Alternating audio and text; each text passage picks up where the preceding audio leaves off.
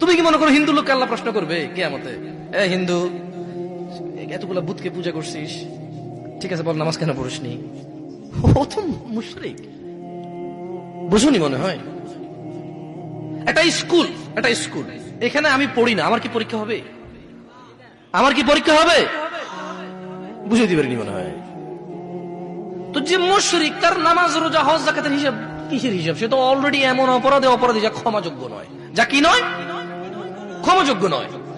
একজন বেনামাজি মানুষ, সে মনে করে নামাজ না পড়া শুধু নামাজ না পড়া, অথচ আল্লাহর নবী, যে একটু আগে বললাম, আল্লাহ বলেছে যদি তোমরা আল্লাহর ভালোবাসা পেতে চাও তাহলে রাসূলের অনুসরণ করো। রাসূল বলছে যে নিশ্চয়ই কাফের এবং মুশরিকের মধ্যে আর আমাদের মধ্যে পার্থক্য হচ্ছে নামাজ। তুমি মনে করো নামাজ না পড়া। ওই যে তুমি খুঁজে পাও না মুসলমান কিভাবে শিরিক করে, এই যে নামাজ না ছাড়লে শিরিক হয়।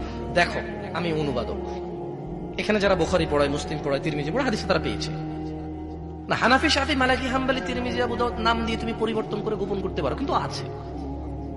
ফয়সালা তো আল্লাহ করবে যে এভাবে হয় নাকি সিস্টেম, ইসলামকে বিভক্ত করা, এবং কিয়ামত দিবসে রাসূলের অনুসরণের বাইরে কোনো অনুসরণের হিসাব নেওয়া হবে কিনা সেটা তো আল্লাহ ফয়সালা করবে। আমি আর তুমি এখন ডিসিশন দরকার নাই, কি নাই দরকার নাই। তো তুমি তোমার যা ইলম অর্জন করছো তাদের দাওয়াত দাও, আমি যা অর্জন করছি তাদের দাওয়াত দেব। তোমার দাওয়াতে যদি আল্লাহ বারাকা দেয় আলহামদুলিল্লাহ, ভয় পেও না, তুমি দাওয়াত দিতে থাকো এবং কাউকে দাওয়াতি কাজে বাধা দিও না যারা আল্লাহর নামে দাওয়াত করে।